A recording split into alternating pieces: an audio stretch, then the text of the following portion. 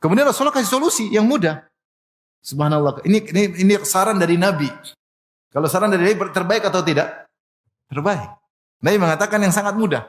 Akhirnya nanti Abdullah bin Amr bin Al-As radhiyallahu anhu menyesal karena tidak mengambil saran Nabi. Kata Nabi, "Wasum minasyahri thalathata ayyam."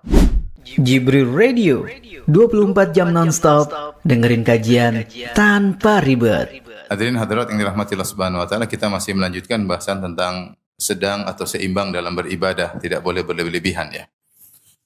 Tidak juga bermalas-malasan dan juga tidak berlebih-lebihan, tapi seorang beribadah dengan seimbang ya. Hadis berikutnya, wa an Abi Abdullah Jabir bin Samurah radhiyallahu taala anhu, dari sahabat Jabir bin Samurah, qala, beliau berkata, kuntu usalli ma'an Nabi sallallahu alaihi wasallam as-salawat.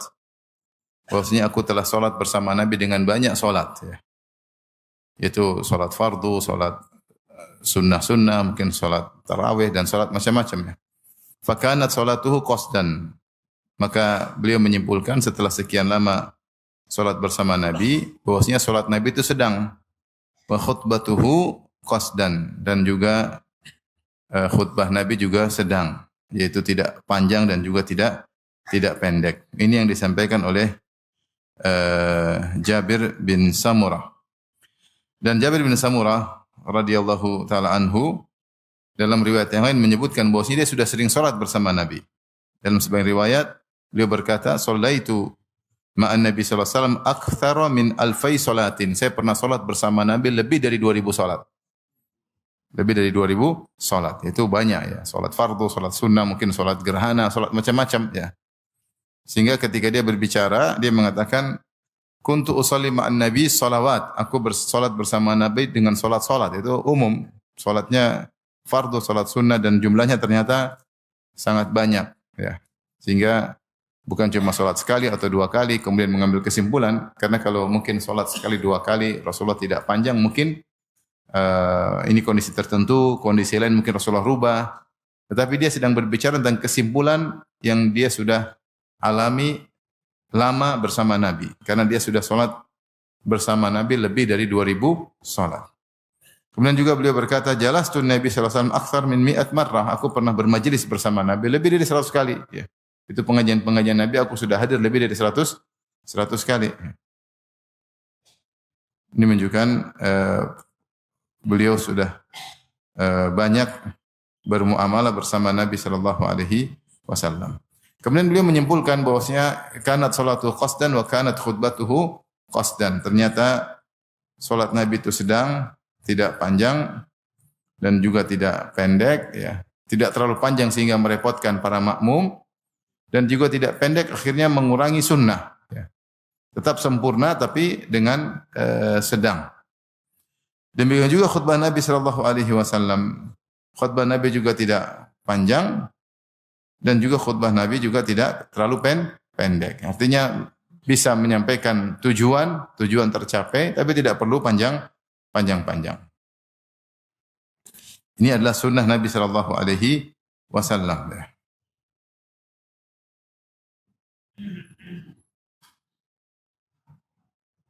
Makanya di antara hadis Rasulullah SAW pernah bersabda tentang khutbah, misalnya khutbah Jumat ya, kata Rasulullah SAW, inna tula salati rajuli wa qisara khutbatihi mi'innatun min fiqhihi. Sungguhnya kalau ketika khutbah salatnya panjang, khutbahnya pendek, itu menunjukkan fakihnya atau ilmunya orang tersebut. Maka kalau seorang dia khutib, dia ahli, dia pintar, dia pasti khutbahnya tidak panjang-panjang. Tetapi padat, ringkas padat, mencapai tujuan, dan dia panjangkan dalam salatnya. Tentu tidak panjang sekali, tapi maksudnya jangan sampai terbalik. Salatnya pendek, inna a'tainakal kautsar sama qul huwallahu ahad, khutbahnya satu jam. Ini kebalik. Khutbahnya pendek, ya, kemudian salatnya panjang. Dan kalau khutbah pendek, maka jamaah bisa lebih fokus. Kalau jamaah tidak fokus, terlalu panjang, bingung ya. Akhirnya datang sakinah, ketenangan. Akhirnya tidur.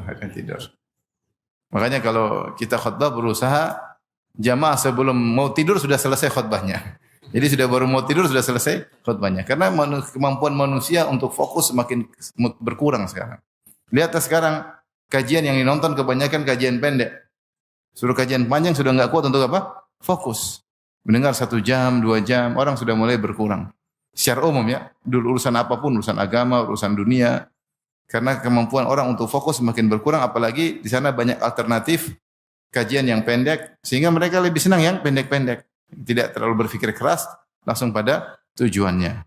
Dan kita tahu ketika khutbah tujuan kita adalah menyampaikan risalah, pesan kepada jamaah agar mereka paham. Oleh karena kalau panjang mereka enggak akan bisa meliputi semua apa yang disampaikan. Maka kalau orang itu alim, dia nyampaikannya ringkas, padat, teratur, tersusun, salatnya panjang. Tapi kalau enggak alim, pasti ngalor ngidul ya. Nguton ngelan, ngetan ngulon sama ngalor ngidul ya. Panjang kali lebar. Sana ngomong, sini ngomong. Ini ngomong apa maksudnya? Ya. Akhirnya para jemaah lama-lama pun ngantuk ya. Ya, akhirnya tertidur ya. Tertidur apalagi khutbah Jumat ya. Khutbah Jumat itu lagi capek-capek, lagi lapar-lapar, dengar khutbah, ruangan ber-AC, selesai. Selesai. Nikmat banget itu tahu tidur. Oleh karenanya seorang khatib berusaha untuk meringkas khutbah, dan ini kata Nabi sallallahu alaihi wasallam, "Innatul salati rajuli wa qisaru khutbatihi mi'innatun min fiqhihi." Bahwasanya panjangnya salat dan pendeknya khutbah menunjukkan kefakihan atau kecerdasan atau keilmuan sang khatib tersebut ya. Dan juga kita harus perhatian tentang masalah bosan atau tidak ya. Bosan atau tidak ya. Kalau terlalu panjang orang bosan mendengarnya. Mungkin dia fokus 10 menit, berikutnya udah mulai bosan, mulai akhirnya lemah. Oleh karenanya seorang ketika menyampaikan materi dia harus memperhatikan itu semua ya.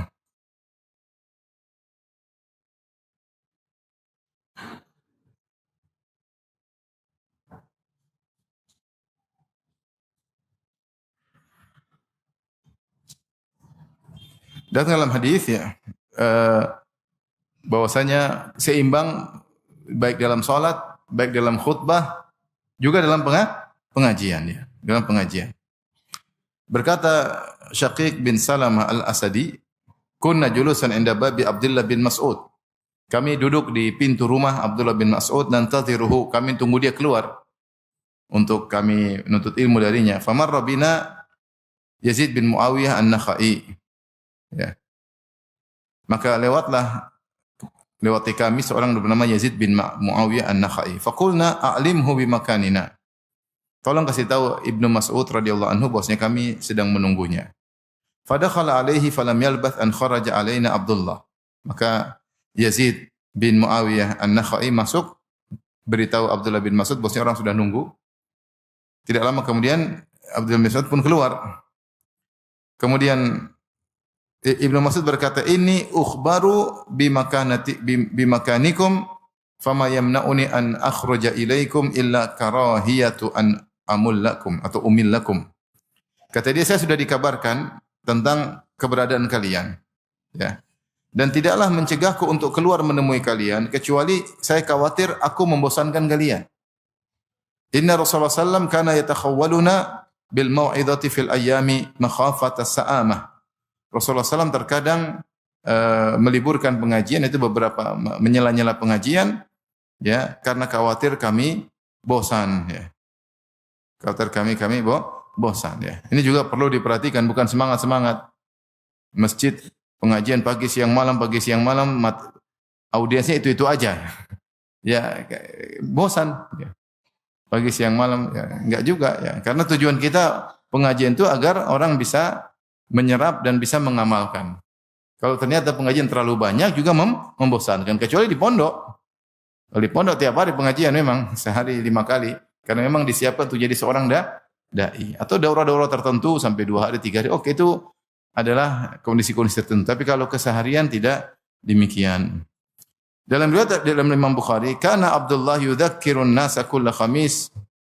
Bosnya Abdullah bin Mas'ud menyampaikan pengajian setiap hari Kamis. Faqala lahu rajulun, ada yang berkata, "Ya Aba Abdurrahman, lawadittu annaka dzakartana kulla yaum." Kata seorang, wahai Ibnu Mas'ud, aku berharap seandainya engkau memberi pengajian kepada kami setiap hari. Ya. Tadi Ibnu Mas'ud mengatakan Rasulullah SAW dulu menyela-nyela hari, tidak setiap hari, khawatir ada kebosanan. Ya. Jadi dalam pengajian pun harus ada bersikap sedang. Ya. An-Nawawi berkata, fi hadzal hadits al-iqtisad fil mau'izati li alla tumillaha tamalluha al-qulubu li alla tamallaha al-qulubu fayafutu maqsuduha. Dalam hadis ini menunjukkan seorang sedang dalam menyampaikan pengajian supaya hati tidak bosan. Kalau hati sudah bosan, maka tujuan agar hati itu mendapat ujangan malah tidak tercapai. Kita kalau pengajian orang udah bosan, jangan dipaksa. Dengan takut, bangun. Pada bangun. Saya udah capek jauh-jauh, enak aja kalian tidur ya. Ya kita harus melihat situasi apa? Kondisi. Jangan dipaksa ya. Jangan dipaksa. Kadang ada orang bikin pengajian audiens sudah hang. Enggak bisa dipaksa, udah hang. Pengajian berat, ya udah jangan dipaksa. Kalau dipaksa nanti mereka tidak paham. Karena tujuan pengajian adalah agar hati bisa mengambil pelajarannya. Demikian juga kata Al-Khattabi rahimahullah, al-murad annahu kana yura'il awqat fi ta'limihim wa wa'dhihim wa la yaf'aluhu kulla yawmin khasyatal malal. Maksudnya adalah Nabi sallallahu alaihi wasallam memperhatikan waktu-waktu dalam memberi pelajaran, dalam memberi wejangan. Tidak dilakukannya setiap hari khawatir ada kebosanan. Demikian Ibnu Hajar berkata, rahimahullah, fihi rifqun Nabi sallallahu alaihi wasallam bi ashabihi wa husnul tawasuli ila ta'limihim wa tafhimihim. Di sini menunjukkan lembutnya Nabi sallallahu alaihi wasallam kepada para sahabatnya dan bagaimana Rasulullah sallallahu alaihi wasallam begitu baik dalam menyambung kepada para sahabat dalam pengajian dan dalam memahamkan mereka. Dia akhudhu anhu binashatin la an dajarin wala malal. Agar para sahabat ketika mengambil ilmu dari Nabi dalam kondisi semangat, bukan karena bosan atau jengkel. Aduh, capek, bosan ya. Wa yuqtada bihi fi dzalik, dan agar Nabi dicontohi dalam hal ini. Fa inna ta'lim bitadarruj akhaffu mu'natan wa ad'a ila tsabati min akhdhihi bil kaddi wal mughalabah. Karena pengajian dengan urut lebih ringan ya, lebih mudah dan lebih kokoh daripada mengambil pengajian dengan paksa, dengan memaksakan diri, dengan susah, itu merepotkan. Jadi ini kita bicara secara umum. Adapun kalau seorang di pondok, kayak dia harus memaksakan diri karena dia memang disiapkan untuk menjadi dai, misalnya dia harus belajar ya setengah mati, seperti kata Al-Imam Syafi'i rahimahullah taala, biqadril kaddi tuktasabul ma'ali faman talabal ula sahirar layali. Kata Imam Syafi'i, sesuai dengan kadar capek, kadar letih, maka akan dicapai ketinggian dan kemuliaan. Siapa yang ingin mencapai tingkat yang tinggi, maka dia harus begadang. Dulu kalau begadang itu nuntut ilmu. Sekarang begadang nonton bola ya. Jadi menurut saya Imam Syafi'i ini beda. Kalau ketika orang sudah bersemangat untuk memang jadi seorang alim, ya dia harus benar-benar berjuang. Tapi kalau untuk orang awam, maka lihat situasi dan kondisi. Bukannya pengajian pagi sore, enggak juga ya. Karena tujuan kita ilmu itu sampai dan bisa diamalkan. Dan ini menunjukkan al-iqtisad, sedang dalam salat, kemudian juga dalam khutbah dan juga dalam taklim, dalam pengajian. Pokoknya saya ada masjid, Ustaz ini pengajian dari pagi, siang, sore, malam. Saya bilang, apa enggak capek jamaah? Pagi, siang, sore, malam. Jamaah capek, kasihan. Nanti akhirnya yang hadir juga sedikit, hadir juga malas-malasan, kasihan jamaah ya. Diatur, ya kalau enggak ustadznya banyak, cari masjid-masjid lain yang mungkin masih kosong, agar dakwah juga bisa tersebar. Ada semuanya langsung di drop di masjid yang satu itu karena jamaahnya ramai, akhirnya ada yang sepi, ada yang karena tidak pas waktunya, jamaah dipaksa untuk apa? Untuk hadir ya. Kalau enggak mungkin kalau beda audiens oke, kalau beda audiens sesuai dengan waktunya. Tapi kalau audiensnya sama terus-terusan, maka ini memberatkan bagi audiens, memberatkan. Dan akhirnya keluar dari keseimbangan. Disebut dalam riwayat, bahkan dalam sholat tarawih pun disebut dalam riwayat, Imam Ahmad ditanya, berapa kita baca kalau kalau sholat tarawih satu rakaat? Kata Imam Ahmad, qadr asyarat ayat, yaitu 10 ayat satu rakaat. Satu rakaat atau aunahu dzalik atau yang semisalnya. Nah ini, ternyata saya lihat misalnya surat Al-Baqarah pada Al-Quran halaman ketiga, satu halaman 11 ayat. Jadi kira-kira satu rakaat itu satu halaman. Itu ringan bagi jamaah. Ini Imam Ahmad yang bicara di zaman dia, ya di abad ketiga, beliau wafat 200 sekian. Itu abad itu masih orang-orang masih semangat ibadah pun Imam Ahmad memperhatikan masyarakat. Beda kalau kamu sholat sendiri. Kamu sholat sendiri boleh satu rakaat 3 juz terserah ya. Sebagaimana Nabi SAW ketika sholat sendiri beliau panjang. Satu rakaat beliau baca Al-Baqarah, kemudian An-Nisa, kemudian Ali Imran. Bayangkan berapa juz itu. Luar biasa. Satu rakaat ya. Ya. Panjang ya. Tapi kalau sholat jadi makmum maka ringan ya. Makanya di zaman Umar bin Khattab, Ubay bin Ka'ab radhiyallahu anhu mengimami jamaah dengan 20 rakaat. Dengan 20 rakaat. Kemudian di zaman Imam Malik sampai 40 rakaat. Sampai 40 rakaat ya. Tetapi tidak panjang-panjang sehingga jamaah ada semangat. Karena satu halaman oke lah. Sudah rukuk lagi, sudah tenang. Gitu. Ya, ini nasihat dari Imam Ahmad melihat kondisi jam. Itu zaman dulu, apalagi zaman sekarang. Tidak juga amin, enggak juga ya. Dhalin, enggak juga ya. Saya juga susah ngikutin juga. Alhamdulillah dari Malik susah juga.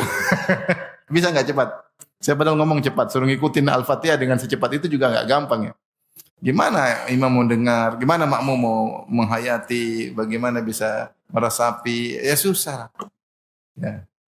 Terus bangga 23 rakaat 7 menit. Allahu Akbar. Pecahkan rekor dunia. Ini terlalu cepat juga. Saya pernah ketemu orang di pesawat.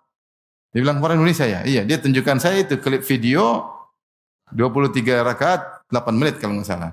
Dia bilang tunjukkan, saya pengen ke tempat itu. Mau apa? Mau nasihati katanya, luar biasa. Saking semangat.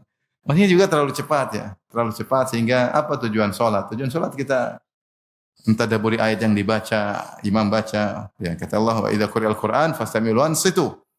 La'allakum turhamun, jika dibacakan maka simaklah. Gimana mau nyimak kalau cepat itu? Cepat itu ya. Jadi sedang-sedang, tidak terlalu cepat, tidak juga terlalu lambat ya. Ini kalau kita bicara karena memperhatikan kondisi audiens. Kalau mau sholat di rumah sendiri silakan panjang-panjang, senyaman-nyamannya, senikmat-nikmatnya. Jadi tengah dalam sholat, tengah dalam khutbah, sikap tengah dalam pengajian. Semuanya bersikap tengah. Jangan berlebih-lebihan, karena banyak hal yang harus diperhatikan. Ya. Makanya ketika Mu'adz bin Jabal sholat terlalu lama, ketika sholat Isya baca surat Al-Baqarah, Nabi tegur, afatanun anta ya Mu'adz, bukan bikin fitnah wahai Mu'adz, terlalu panjang ya. Aina anta min sabbihisma rabbikal a'la. Ya, kenapa kau tidak baca surat sabbihisma rabbikal a'la wal laili idza yaghsha ya. Rasulullah sebutkan idza samaa'un fatarat. Rasulullah sebutkan contoh-contoh surat yang pantas untuk dibaca pada salat Isya mengingat bagaimana kondisi makmum, mengingat bagaimana kondisi makmum. Hadis berikutnya an Abi Juhaifah Wahab bin Abdullah qala, dari Abu Juhaifah radhiyallahu anhu beliau berkata, akhan Nabi sallallahu alaihi wasallam baina Salman wa Abi Darda. Bahwasanya Nabi sallallahu alaihi wasallam persaudarakan antara Salman Al-Farisi dan Abu Darda. Abu Darda namanya Uwaimir Al-Ansari. Uwaimir Al-Ansari. Dan ini adalah di antara strategi Nabi untuk memberi kelapangan bagi para muhajirin. Karena muhajirin yang berhijrah ke kota Madinah ternyata miskin. Mereka enggak punya apa-apa, mereka mungkin enggak punya sanak saudara di kota Madinah, mereka juga tidak bisa bekerja karena mungkin di kampungnya kerjanya beda, seperti orang-orang muhajirin yang datang dari Mekah, mereka rata-rata pedagang, mereka bukan pekebun, rata-rata mereka pedagang. Makanya mereka perdagangan barang dagangan mereka ke Yaman, ke Syam. Ketika mereka datang ke Madinah, ketemu dengan para pekebun, ya. Jadi belum tentu mereka pertama enggak punya kebun, mereka juga tidak biasa berkebun. Oleh karenanya di antara cara Nabi meringankan beban mereka, maka Nabi mempersaudarakan si fulan dengan si fulan, si fulan dengan si fulan, ya. Agar yang dari kaum Ansor memperhatikan kaum muhajirin. Seperti yang kita tahu, Rasulullah mempersaudarakan antara Sa'ad bin Rabi' dan Abdurrahman bin Auf. Sa'ad bin Rabi' Al-Ansari, salah seorang dari yang paling kaya, termasuk orang kaya di kota Madinah, dipersaudarakan dengan Abdurrahman bin Auf yang kita tahu kisah masyhurnya di mana akhirnya Sa'ad bin Rabi' menawarkan setengah hartanya kepada Salman Al-Farisi. Saya akan kasih kau setengah hartaku, itu bagi dua ya. Demikian juga dia bilang, saya punya istri lebih dari satu, kau lihat mana yang kau suka, saya ceraikan. Kalau habis masa iddahnya, tinggal kau ambil. Ya, kalau kita gimana mau nawarin cuma satu-satunya? Ya, maksud saya ini luar biasa sampai bukan berkorban harta saja, saya berkorban apa? Istri. Tentunya dengan persetujuan istrinya ya. Artinya ini luar biasa. Tapi Abdurrahman bin Auf akhirnya menolak, dia mengatakan, dullani ala suq, tunjukkanlah kepadaku mana pasar. Maka dia pun menjaga harga dirinya, tidak mengambil kesempatan dalam kesempitan ya. Mungkin kalau kita di posisi beliau, kita bilang, Masya Allah, rezeki apa lagi dari Allah ini? Masya Allah, luar biasa. Ada yang mengatakan apa? Rezeki anak soleh. Emang kamu soleh katanya. Kalau kita kan gitu. Lagi susah-susahnya ditawarin istri gratis. Masya Allah, rezeki anak soleh. Dapat setengah harta rezeki anak soleh. Ini yang soleh beneran tidak terima. Yang soleh beneran tidak terima. Dia punya kemampuan. Dia bilang, tunjukkan saya di mana pasar, saya akan jualan. Ternyata benar, dia punya penghasilan, kemudian nikah dengan wanita Ansariyah. Dan ini luar biasa sifat Abdurrahman bin Auf radhiyallahu taala anhu. Kemudian jadi saudagar kaya raya, bukan lagi miskin, menjadi sangat kaya raya. Nah, di antaranya Rasulullah mempersaudarakan antara Salman Al-Farisi dari Muhajirin. Tapi Muhajirin bukan dari Mekah, tapi dari Persia. Tapi dia termasuk Muhajirin yang berhijrah ke kota Madinah.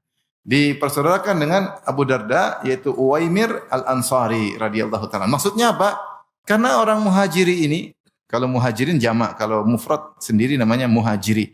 Sang muhajiri ini kasihan, dia enggak punya teman, dia punya sanak saudara, sehingga harus ada orang yang khusus memperhatikannya.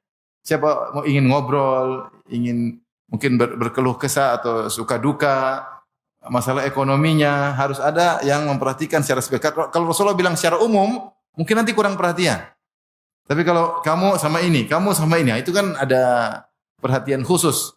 Sehingga target untuk diperhatikan tercapai. Ini metode Nabi SAW. Saking kuatnya tali persaudaraan, sampai di awal-awal itu berlaku hukum waris. Siapa yang mati di antara mereka akan mewarisi yang lainnya. Tapi kemudian dimansuhkan ulul arham dengan ayat bahwasanya yang mewarisi cuma adalah yang kerabat, ya, sebagian dalam Al-Quran dan hadis. Adapun yang dipersaudarakan secara tali ukhuwah tadi tidak, karena tidak sampai pada derajat nasab ya. Akhirnya mereka dipersaudarakan, awalnya ada hukum waris kemudian dibatalkan. Tapi tetap mereka saling bersaudara dengan persaudaraan khusus. Di antara orang-orang yang dipersaudarakan secara khusus adalah Salman Al-Farisi, yaitu dari Persia, dengan Uwaimir Al-Ansari, yaitu Abu Ad-Darda. Sehingga ketika mereka bersaudara khusus ada kedekatan khusus. Maka ada saling kunjungan ya, karena mereka khusus. Suatu hari Abu Darda fazara Salman Abu Darda. Salman Al-Farisi menziarahi rumah Abu Darda. Fara'a Ummu Darda mutabadzilatan, maka Salman melihat Ummu Darda pakaian yang tidak rapi, itu pakaian kerja. Padahal kebiasaan dahulu sahabiyat kalau suaminya di rumah mereka pakai pakaian yang siap menyambut kedatangan apa? Suami. Itu pakaian yang baik. Tapi ini pakaian mungkin compang-camping, pakaian mungkin enggak rapi atau agak kotor-kotor ya, pakai pakaian orang dapur ya. Maka Salman heran ya. Padahal suaminya sedang tidak bersafar. Karena dahulu para wanita sahabiat mereka berhias untuk apa? Suami. Ini suaminya lagi tidak safar, kenapa pakainya seperti ini ya? Ya. Tidak seperti sebagian wanita kalau suaminya bersafar baru pakaiannya rapi. Kalau suaminya pulang pakaiannya compang-camping ya, ini kembali. Kalau sama tidur sama suami muka amburadul. Ya. Tapi kalau mau keluar rumah berhias setengah jam di depan cermin. Bukan buat suami, buat orang lain. Ini kasihan suaminya. Kasihan apa? Suaminya. Yang menikmati kecantikan istrinya orang lain. Seharusnya wanita kalau keluar cuek aja. Kalau sama suami baru perhatian. Harusnya demikian. Makanya ketika Salman Al-Farisi melihat kondisi Ummu Darda, yaitu Khairah bintu Abi Hadrat ya. Namanya ini Abu Darda punya istri dua. Dua-duanya dikenal dengan Ummu Darda. Ini Ummu Darda Al-Kubra, kemudian ada Ummu Darda As-Sugra. Ngerti atau tidak Bapak-bapak? Jadi enggak apa-apa punya istri kunyahnya sama ya. Dua. Ummu Darda, tapi satu dikenal Ummu Darda Al-Kubra, satu Ummu Darda As-Sugra. Yaitu senior dan apa? Junior. Jangan menghayal udahlah. Terima yang ada, bersyukur ya. Dan macam-macam ya. Baik. Jadi ternyata pakaian dia tidak rapi, maka Salman Al-Farisi bertanya, "Ma sya'nuki?" Dia pertanyaan sopan, "Ada apa gerangan?" Mesti tidak biasa. Tidak bilang kenapa baju begini, cukup "Ma sya'nuki." Karena dia punya hak untuk tahu karena dia saudara dengan disaudarakan dengan siapa? Abu Darda. Bukan berarti dia kepo urusan orang, enggak. Dia memang berhak karena dia apa? Saudara, dipersaudarakan secara khusus. Yang harus saling perhatian sebagaimana Abu Darda perhatian sama dia, dia juga perhatian sama Abu Darda. Itu tujuan persaudaraan. Ya, ini bukan kalau mungkin ngapain urusan orang kita kepo, enggak, tapi dia ingin tahu karena dia memang sudah dipersaudarakan secara khusus sehingga ada ada syarat dan ketentuan berlaku gampangannya. Syarat berlaku ketika dipersaudarakan oleh Nabi sallallahu alaihi wasallam. Maka dia tanya, "Ma sya'nuki?" Ada apa gerangan? Qalat akhuka Abu Darda laisa lahu hajatun fid dunya. Maka istri yaitu Ummu Darda berkata, saudaramu yaitu Abu Darda tidak punya keperluan terhadap dunia. Subhanallah, perkataan yang sangat lembut. Dia tidak ngeluh-ngeluh. Ya ini keluhan dengan isyarat. Dia tidak bilang suamiku enggak butuh wanita. Enggak, ini maksudnya demikian. Sebenarnya maksudnya kandungannya suamiku tidak butuh dengan apa? Wanita. Tapi sebenarnya bagaimana Ummu Darda mengucapkan kata yang halus, akhuka. Dia tidak bilang suamiku, dia bilang saudaramu, yaitu yang telah dipercaya oleh Nabi sallallahu alaihi wasallam.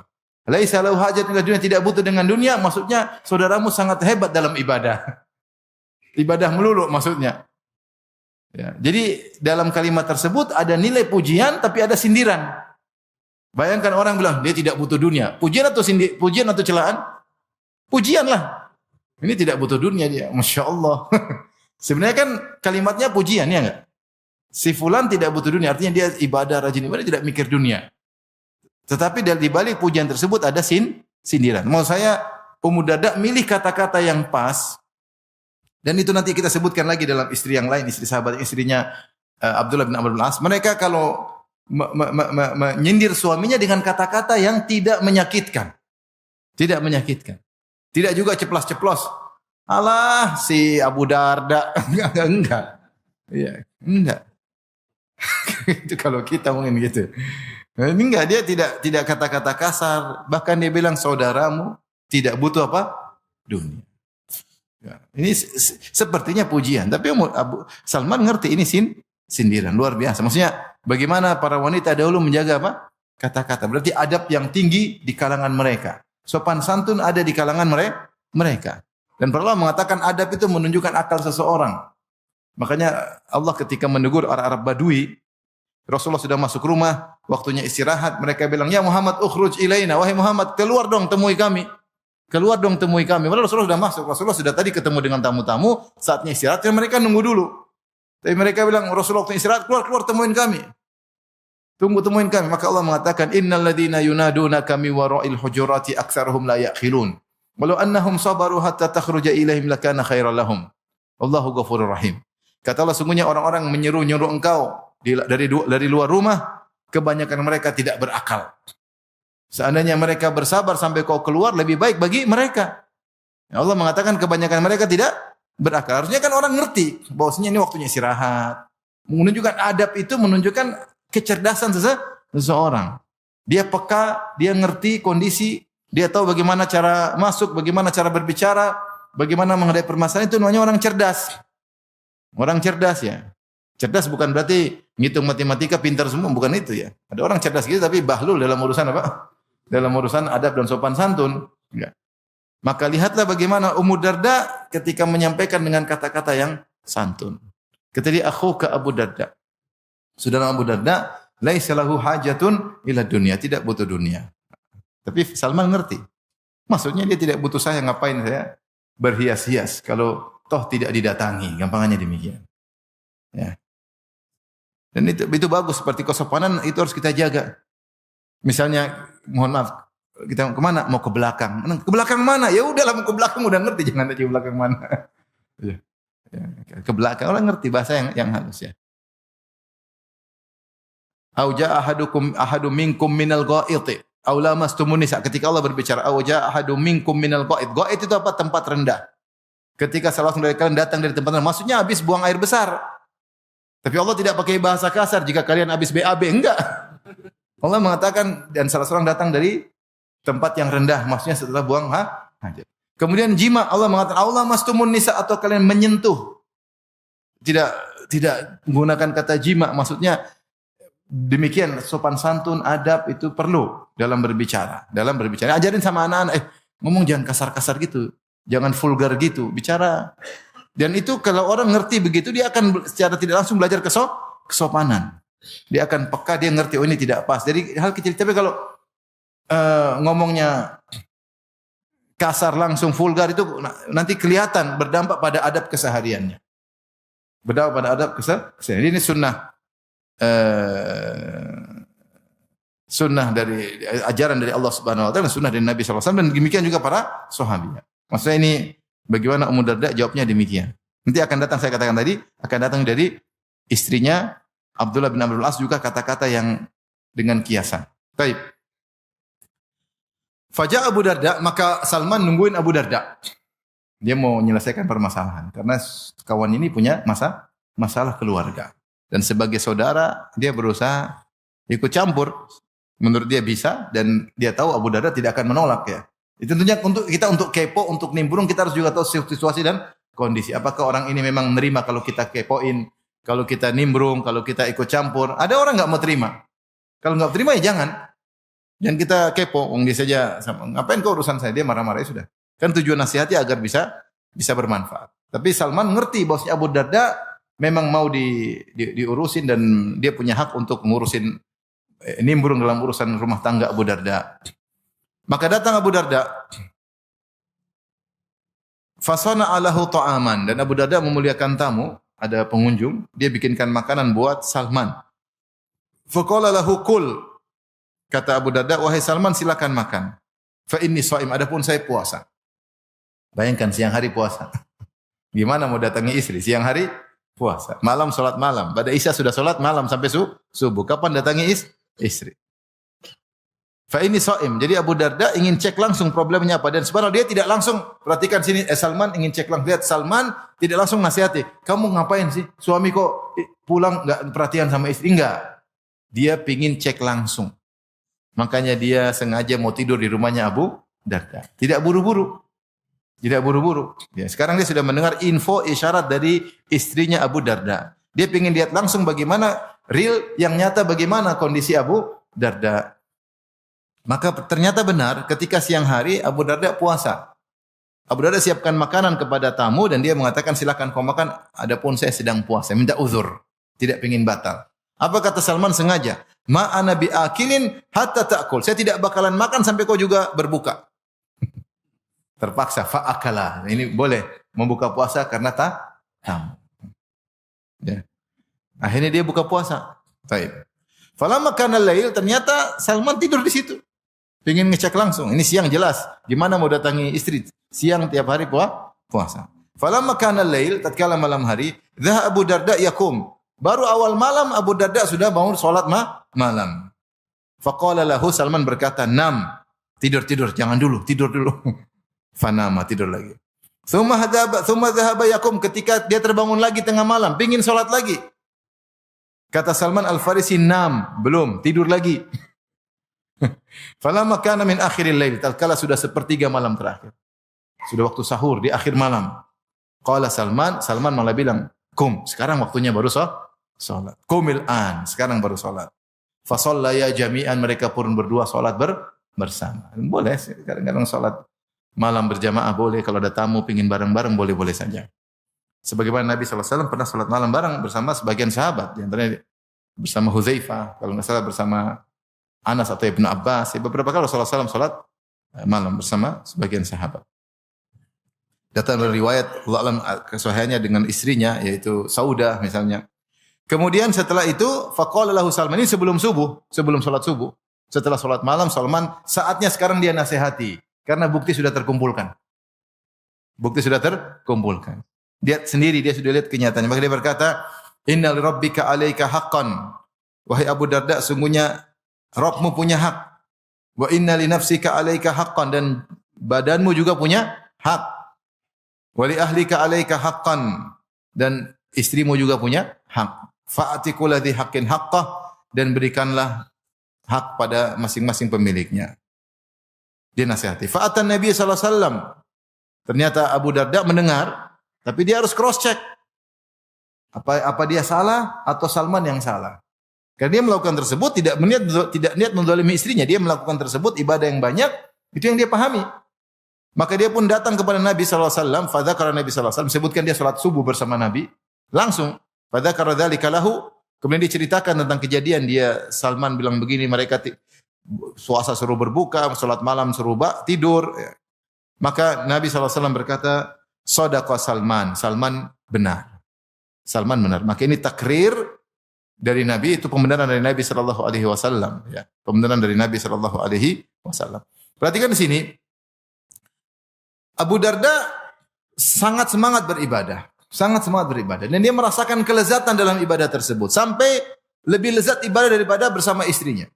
Luar biasa. Lebih lezat beribadah daripada bersama istrinya. Artinya apa sih dunia yang paling menyenangkan? Dunia paling menyenangkan bersenang-senang sama istri. Ya. Tetapi bagi dia ada kelezatan yang lebih indah, yaitu puasa dan solat malam. Sehingga istrinya jadi korban. Istrinya jadi korban. Maka Salman menasihati bahwasanya Islam yang benar bukan begitu. Islam yang benar itu seimbang. Bahwasanya masing-masing punya hak harus ditunaikan. Kapan kita berlebihan dalam porsi sebagian hak, maka porsi yang lain akan jadi tumbal. Maksudnya semuanya ada proporsional. Kalau istilah kita ya. Masing-masing ada porsinya. Kapan kau berlebihan dalam salat malam, istrimu jadi tumbal. Kapan kau berlebihan dalam salat puasa sunnah, istrimu jadi tumbal. Ada hak yang lain. Demikian juga hak badanmu juga jadi tumbal. Maka Salman Al-Farisi bagaimana? Dia ngecek dulu, dia cross check, dan dia sudah setelah dilihat situasi kondisi ternyata benar seperti yang diisyaratkan oleh Ummu Darda, maka dia pun menasihati. Cara dia nasihati, dia buka dengan hak Allah, hak jasad, baru hak istri terakhir. Jadi sangat halus.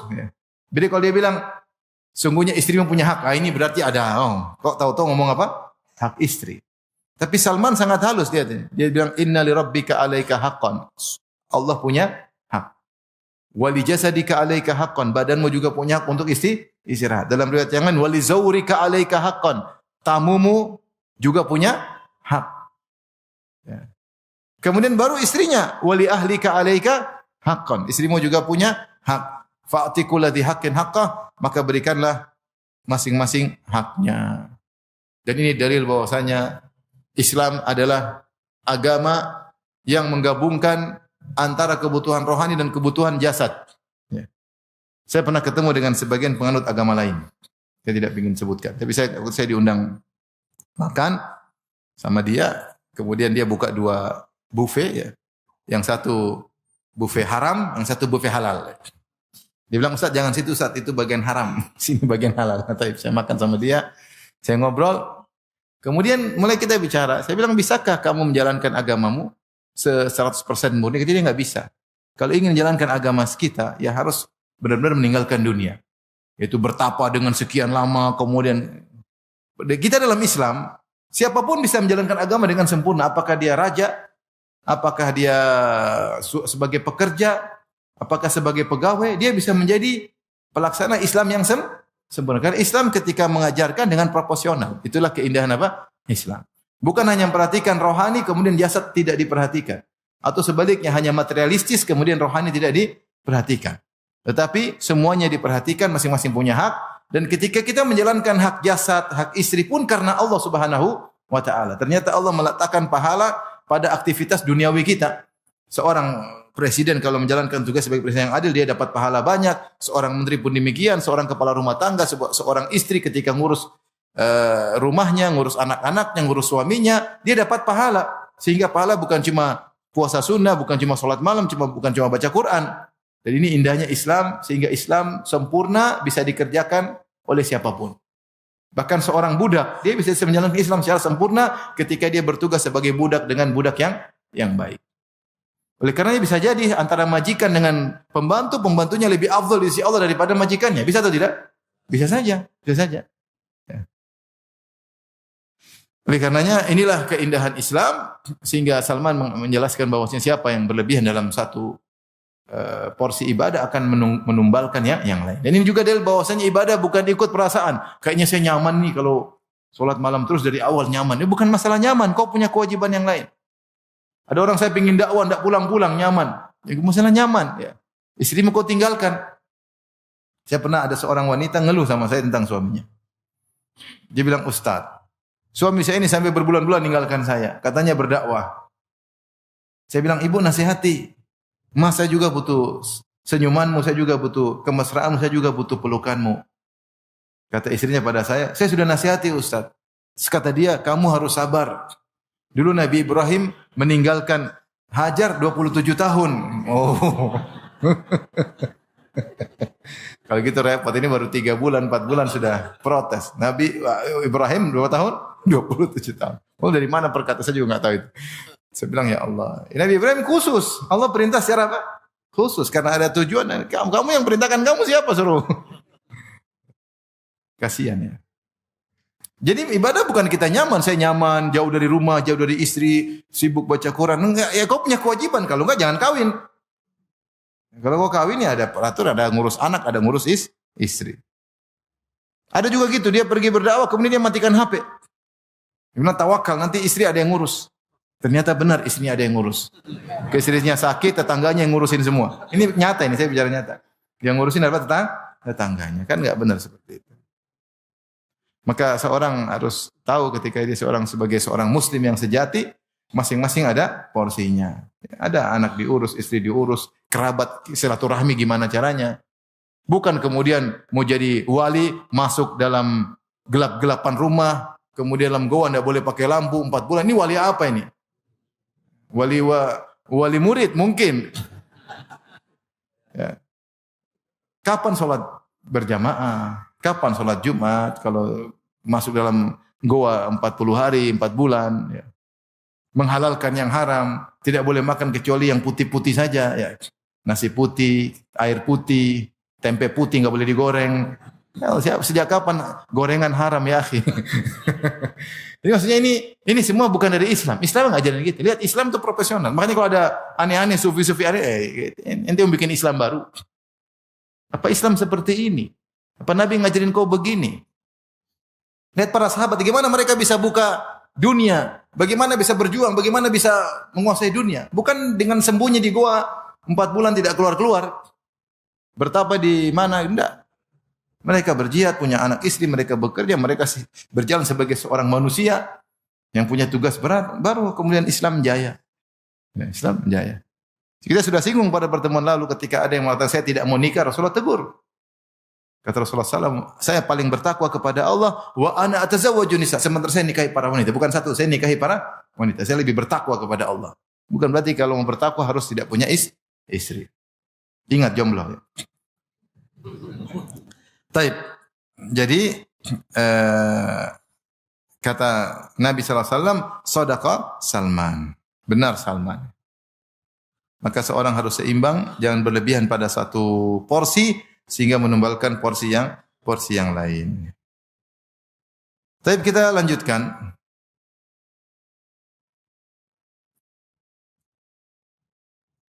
Hadis terakhir pada hadis yang panjang. Wa an Abi Muhammad Abdullah bin Amr bin As, dari sahabat Abdullah bin Amr bin As radhiyallahu anhuma. Jadi ada sahabat namanya Abdullah banyak.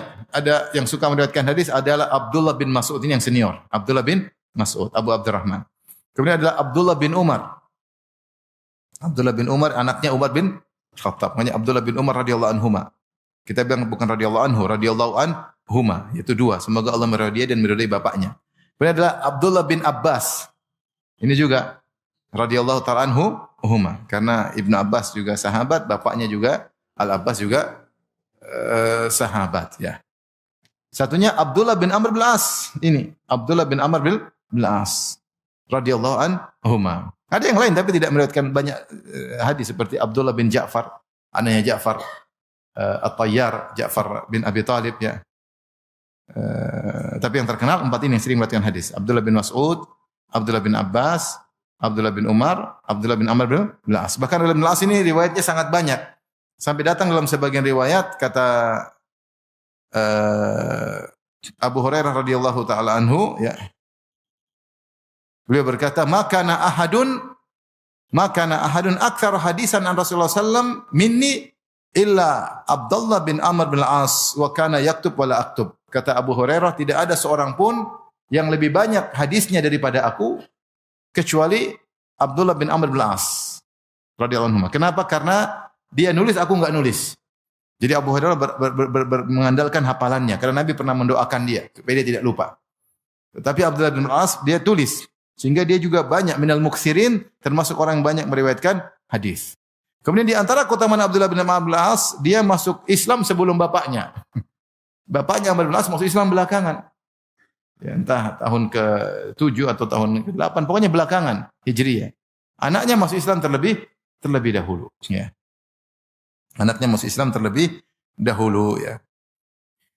Maka Abdullah bin Amr bin Al-As, Abu Muhammad berkata, "Ukhbiran Nabi sallallahu alaihi wasallam anni aqul." Kata dia, dikabarkan kepada Nabi, sampai kabar kepada Nabi, itu Nabi dikabarkan bahwasanya aku berkata, "Wallahi la asumanna an-nahara wa la aqumanna al-laila ma ishtu." Saya pernah bersumpah, demi Allah, aku akan senantiasa puasa setiap hari dan aku akan salat malam setiap malam selama hidupku. Saking ibadahnya luar biasa. Pokoknya puasa tiap hari, salat malam tiap hari. Maka ini sampai kepada Nabi dan Nabi tidak cuek. Nabi kalau ada berita dia nasihun amin, adalah seorang nasih, ingin yang terbaik bagi umatnya, bagi para sahabatnya. Sudah pernah sampai kita kabarkan pengajian sebelumnya ketika ada yang mengatakan aku tidak akan nikahi wanita, aku akan salat malam tidak tidur, aku akan puasa setiap hari. Rasulullah tegur mereka. Itu dari Ali bin Abi Thalib, Utsman bin Maz'un dan kalau tidak salah Abdullah bin Amr bin As. Saya lupa, 3 orang yang ditegur oleh Nabi sallallahu alaihi wasallam. Ya. Di antaranya ini sampai kepada Nabi berita, aku pernah berkata demikian. Ya, dinukil kepada Nabi. Maka Nabi pun berkata kepada aku, "Antal ladzi qulta dzalik." Kau telah mengatakan demikian ya. Faqultu lahu qad qultuhu bi abi anta wa ummi Rasulullah. Benar aku telah mengucapkannya. Ngaku. Kabar sampai Rasulullah, kau tadi mengatakan demikian? Kata Abdullah bin Amr bin Al-As, benar. Faqala fa innaka la tastati'u dzalik. Kata Nabi, kau tidak bakalan mampu melakukannya. Mana puasa tiap hari, salat malam tiap malam. Fasum wa aftir, maka berpuasalah dan berbuka. Wa nam wa qum, jangan salat malam dari awal sampai subuh. Tapi tidurlah dan bangunlah. Kemudian Rasulullah kasih solusi yang mudah. Subhanallah. Ini saran dari Nabi. Kalau saran dari Nabi terbaik atau tidak? Terbaik. Nabi mengatakan yang sangat mudah. Akhirnya nanti Abdullah bin Amr bin Al-As radhiyallahu anhu menyesal karena tidak mengambil saran Nabi. Kata Nabi, "Wasum minasyahri thalathata ayyam." Berpuasalah sebulan 3 hari aja. Fa innal hasanata bi asyri amsalihha. Sungguhnya pahala dilipat gandakan 10 kali lipat. Jadi kalau kau puasa 3 hari dalam sebulan seperti satu bulan. Karena 3 kali 10 30. 1 bulan berapa hari? 30 hari. Kemudian kata Abdullah bin Amr bin As, kemudian kata Rasulullah SAW, "Wa dzalika mithlu siyamid dahri." Dan kalau kau tiap hari, tiap bulan puasa 3 hari, tiap bulan 3 hari, tiap 3 hari, maka kau seperti puasa setahun penuh. Kalau berarti selama-lamanya kau puasa, karena akan tiap hari kau puasa. Karena al-hasanatu bi asyri amsalihha, karena satu kebaikan dibalas 10 kali lipat. Qultu fa inni utiku afdhala min dzalik. Kata Abdullah bin Amr bin As, "Ya Rasulullah, aku lebih mampu daripada ini. Cuma 3 hari sebulan." Kata Rasulullah SAW, "Fasum yauman wa aftir yaumain." Kalau kau memang semangat, kata Rasulullah, puasa sehari, berbuka 2 hari. Ini juga boleh. Jadi ada di antara puasa 3 hari sebulan, lebih tinggi lagi, puasa sehari, buka 2 hari. Ini jarang orang lakukan. Biasanya orang 3 hari sebulan atau puasa Daud. Ya. Di antara puasa Daud dan puasa 3 hari sebulan, ada puasa sehari, berbuka 2 hari. Kata Nabi, silakan kau berpuasa sehari, berbuka 2 hari. Qultu fa inni utiku afdhala min dzalik. Kata beliau, aku lebih mampu daripada Rasulullah. Cuma kata Rasulullah sallallahu alaihi wasallam, fasum yauman aftir yauman. Kalau gitu puasa sehari, berbuka sehari. Fadzalika siyamu Daud. Inilah puasa Nabi Daud alaihissalam. Wa huwa a'dalus siyam. Ini puasa yang paling terbaik. A'dalus siyam maksudnya puasa yang terbaik. Wa fi riwayatin dengan lafal afdal. Wa huwa afdalus siyam. Ini puasa yang paling afdal. Faqultu, aku berkata, fa inni utiku afdala min dzalik. Saya mampu lebih daripada Rasulullah. Lebih dari puasa sehari, berbuka sehari. Saya mampu tiap hari puasa. Kata Rasulullah SAW, la afdala min dzalik. Tidak ada yang lebih baik daripada ini. Ini puasa terbaik ini. Sehari puasa, sehari berbuka. Kemudian setelah itu Abdullah bin Amr bin As sudah tua. Ternyata puasa setiap hari repot. Dia berkata, wala an akuna qabiltu thalathata ayyam al-ayyama allati qala Rasulullah sallam ahabbu ilayya min ahli wa mali. Seandainya waktu itu saya terima tawaran Nabi puasa 3 hari setiap bulan, seandainya saya terima waktu itu, lebih saya sukai daripada keluargaku dan hartaku seluruhnya. Cuma qadarullah dia tidak terima waktu itu. Coba kalau dia terima, iya Rasulullah, kan sudah. Rasulullah tidak menawarkan kecuali yang terbaik, sudah ringan pahalanya banyak. Tapi sekarang dia susah. Dalam riwayat yang lain, Rasulullah berkata, alam ukhbar annaka tasumun nahara wa taqumul lail. Benarkah aku telah dikabarin kau puasa sunnah, puasa tiap hari dan malam suntuk salat? Qultu bala ya Rasulullah, benar. Kata Abdullah bin Abbas, benar Rasulullah. Qala fala taf'al, kata Nabi jangan kau lakukan. Sum wa aftir, berpuasalah dan berbukalah. Wa nam wa qum, tidurlah dan salat malamlah. Fa inna li jasadika 'alaika haqqan. Sungguhnya jasadmu punya hak, subhanallah. Sama seperti perkataan siapa? Salman. Yang butuh istirahat, yang dari badai isya langsung salat malam sampai subuh. Wa inna li 'ainaika 'alaika haqqan. Sungguhnya matamu juga punya hak, ya. Ini yang mata kasih Allah, bukan kau bikin sendiri. Yang kasih siapa? Allah harus dijaga. Dia punya hak untuk istirahat. Dia punya hak untuk istirahat. Wa inna li zaujika 'alaika haqqan. Istrimu juga punya hak untuk kau mesrai, untuk kau gauli, untuk kau obrolin, ya. Kalau sekarang jomblo enggak punya hak, enggak ada masalah. Istrinya enggak ada. Wa inna li zaurika 'alaika haqqan, dan tamumu juga punya hak.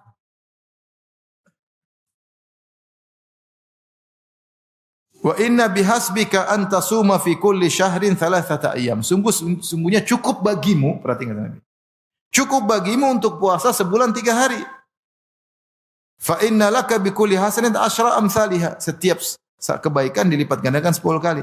Fa inna dzalika siyamud dahri, dan itu sama seperti puasa setahun penuh atau puasa seumur hidup. Fasyadattu, kata Abdullah bin Abbas, saya memaksakan diriku. Saya bilang saya lebih kuat. Akhirnya saya ingin puasa tiap hari.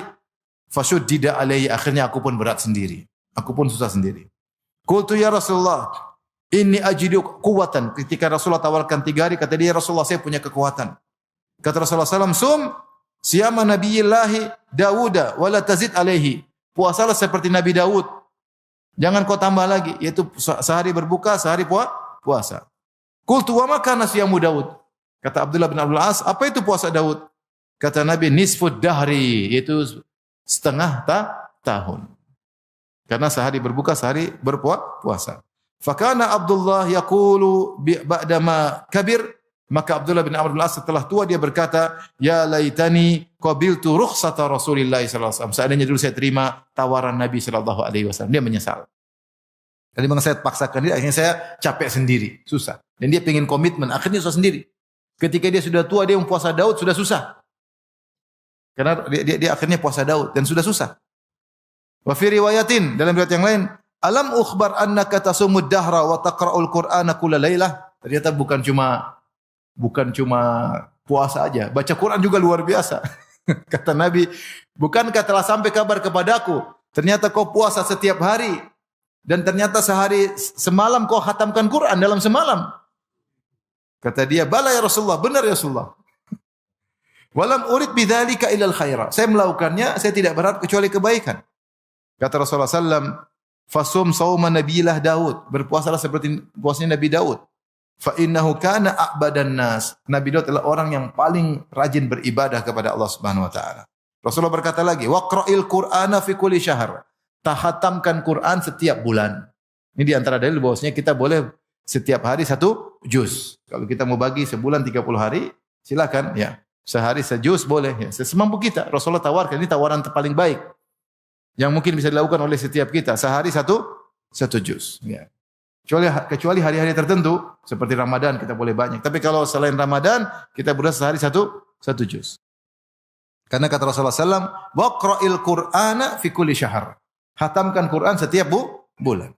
Qultu ya Nabi Allah, inni utiku afdala min dhalik. Ya Rasulullah, aku lebih mampu daripada ini. Qala faqra'uhu fi kulli 20. Kalau gitu khatamkan Quran setiap 20 hari. Setiap 20 hari. Qultu ya Nabi Allah, inni utiku afdala min dhalik. Kata dia, ya Rasul, saya lebih mampu daripada ini. Rasulullah mengatakan faqra'uhu fi kulli 10. Bacalah setiap 10 hari khatam Quran. Berarti satu hari 3 juz. Qultu ya Nabi Allah, inni utiku afdala min dhalik. Saya mampu lebih daripada ini, subhanallah. Kalau kita, mungkin Nabi bilang sebulan khatam Quran. Bisa 2 bulan enggak ya Rasulullah? Kalau kita. Yang penting pahalanya sama ya Rasulullah. Subhanallah. Ini dia enggak. Rasulullah bilang sekian, mau lagi. Luar biasa semangat ibadahnya, luar biasa ini Abdullah bin Abbas. Kata Rasulullah SAW, faqra'uhu fi kulli 7 wa la tazid ala dhalik. Paling terakhir 7 hari khatam. Jangan lebih daripada itu. Fasyadatu fashuddida alayya. Aku ternyata maksakan diriku. Akhirnya aku susah sendiri. Kata siapa? Abdullah bin Amr al-As. Wa qala li Nabi sallallahu alaihi wasallam, Rasulullah berkata, innaka la tadri la'allaka yatulu bika umur. Ya. Kau tidak tahu, bisa jadi umurmu panjang. Maksudnya kalau kau sudah umur panjang, udah tua, susah nanti. Maka Rasulullah ingin kalau seorang bisa komitmen dari muda sampai tua dengan ibadah yang terus, itu lebih Allah sukai. Dan ternyata umurnya panjang. Qala fasirtu ila alladhi qala lin nabi sallallahu alaihi wasallam, maka jadilah aku berumur panjang sebagaimana yang Nabi ucapkan. Falamma kabirtu wadittu anni qabiltu rukhsatan nabi sallallahu alaihi wasallam. Setelah saya tua, saya berangan-angan seandainya dulu saya menerima tawaran Nabi sallallahu alaihi wasallam. Dalam riwayat yang lain, kata Nabi sallallahu alaihi wasallam, wa inna liwaladika alaika haqqan. Sungguhnya anakmu juga punya hak. Jadi yang hak perhatikan banyak. Kata Nabi tadi, jasad punya hak, mata punya hak, tamu punya hak, istri punya hak, anak juga punya hak. Banyak hak harus diperhatikan. Wa fi riwayatin la siyama man shamal abad. Salasan, tidak ada puasa bagi orang yang puasa setiap hari. Puasa setiap hari. Ini maksudnya kalau terus-terusan, tapi kalau ada hari tertentu seperti Ramadan tiap hari, seperti puasa 6 hari Syawal boleh tiap hari.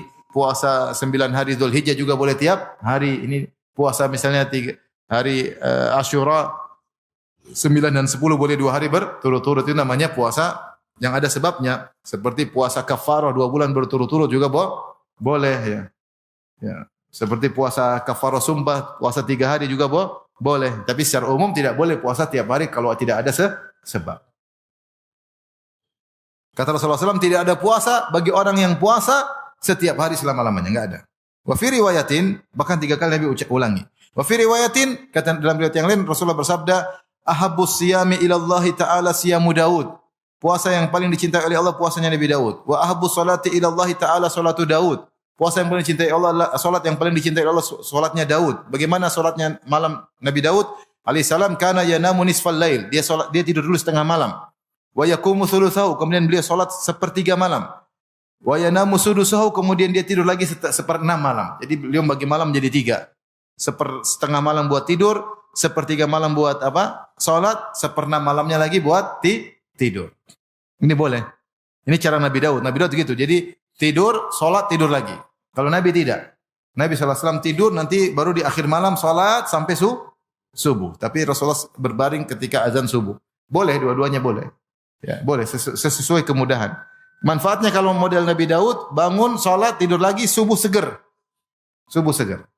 Ya. Ya, karena sudah sempat istirahat. Tapi kalau lanjut tengah malam akhir sampai subuh, biasanya agak ngantuk-ngantuk ya. Masing-masing punya jalan secara sendiri-sendiri ya. Cara sendiri-sendiri. Bebas saja.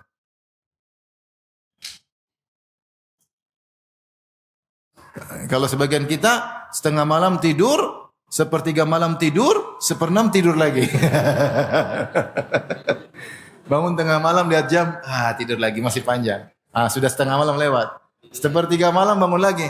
Masih panjang tidur lagi. Baru sampai azan subuh baru bangun dengan semangat. Kemudian wa kana yasumu yauman wa yaftiru yauman, dan Nabi Daud puasa sehari dan berbuka sehari. Wala yafirru idza laqa, dan dia tidak kabur ketika bertemu dengan musuh. Wa fi riwayat yang lain, kita habiskan hadisnya. Qad qala, kata Abdullah bin Amr bin Al-As, angkahani abi, ayahku yaitu Amr bin Al-As menikahkan aku dengan imra'atan dzata hasab, dengan seorang wanita yang punya kedudukan. Ada yang mengatakan wanita Quraisy, wanita Quraisyah, imra'atun Quraisyah. Itu punya nasab yang tinggi. Wa kana yata'ahadu kannatahu, dan bapakku sering ngecek-ngecek mantunya, tanya-tanya. Dia nikahkan sama Abdul bin Al-As, dia ngecek-ngecek mantunya. Fayas'aluha an ba'liha, maka dia tanya kepada mantunya tersebut tentang suaminya, masih tentang aku maksudnya. Jadi Abdul bin Al-As mengatakan, ayahku menikahkan aku dengan seorang wanita dari Quraisy. Ayahku sering ngecek-ngecek tentang wanita tersebut. Nanya wanita tersebut tentang suaminya. Maksudnya suaminya siapa? Ya saya. Jadi tanya tentang anaknya. Fataqulu lahu, perhatikan sini. Bagaimana kata-kata lembut dari istrinya Abdullah bin Amr al-As. Bahwasanya ternyata Abdullah bin As saking rajin ibadah, dia seperti Abu Darda. Ternyata tidak juga mendekati apa? Istrinya. Apa kata istrinya? Ni'mar rajulu min rajulin lam yata' lana firashan wa lam yufattish lana kanafan mundu atainahu. Kata dia, sebaik-baik lelaki suamiku. Dia tidak bilang suamiku, dia bilang sebaik-baik lelaki adalah seorang lelaki yang tidak pernah meletakkan kasur buatku dan tidak pernah membuka tiraiku. Tapi dia bilang sebaik-baik apa? Artinya rajin ibadah. Rajin ibadah sampai tidak sempat meletakkan apa tempat tidur buatku dan tidak sempat membuka tirai apa kamarku. Gampangnya demikian. Sejak kami mendatanginya seperti itu. Dan subhanallah, dia tidak pernah ngeluh, ini perempuan. Dia kapan ngeluh? Ketika ditanya oleh mertuanya. Dan dia jawab dengan baik. Sebaik-baik lelaki anakmu rajin ibadah. Saking rajin ibadah tidak sempat buka tirai kamar. Subhanallah, kata-katanya itu baik gitu loh. Kata anakmu kata. Nasib apa sebenarnya dapat suami seperti anakmu ini? Waduh, parah anakmu ini. Falamma tala dzalika alaih, dan ternyata masih berlanjut. Ternyata lama Abdullah bin As seperti itu. Apalagi mengatakan sejak kami berumah tangga tidak pernah. Zakara dzalika lin Nabi. Akhirnya ayahku yaitu Amr bin As radhiyallahu anhu melaporkan kepada Nabi. Jadi Abdullah bin As namanya Abdullah bin Amr bin As bin Wa'il. Abdullah sahabat, Amr sahabat. Al-As kafir ya. Jadi kakek mereka kafir. Taib, maka kata Abdullah tentang ayahnya, karena sudah lama seperti itu, akhirnya dia lapor kepada Nabi. Nabi SAW mengatakan, ilqani bihi, temukan aku dengan anakmu. Aku pun datang. Dipanggil. Falaqituhu ba'da dzalik, aku pun menemui Nabi setelah itu. Faqala kaifa tasum? Rasulullah tanya dulu, bagaimana kau puasa? Qultu kulla yaum, tiap hari ya Rasulullah. Tiap hari. Qala kaifa takhtim? Bagaimana kau baca Quran, khatam Quran? Kulla lailah, tiap malam. Luar biasa. Kapan dekati istri kalau begini? Coba bagaimana? Puasa tiap hari salat malam, mungkin sambil salat malam dia khatamkan Quran. Luar biasa. Wa dzakara nahwa ma sabaq wa kana yaqra'u ala ba'dhi ahlihi subuh. Akhirnya setelah dia tua, dia menyesal. Seandainya dulu dia menerima tawaran Nabi SAW. Akhirnya setelah dia tua, dia bacakan untuk istrinya 1/7 Quran setiap hari. Alladzi yaqra'uhu ya'riduhu minan nahari liyakuna akhafa alaihi bil lail. Dan ini caranya Abdullah bin Amr al-As, dia bacakan murajaah sama istrinya.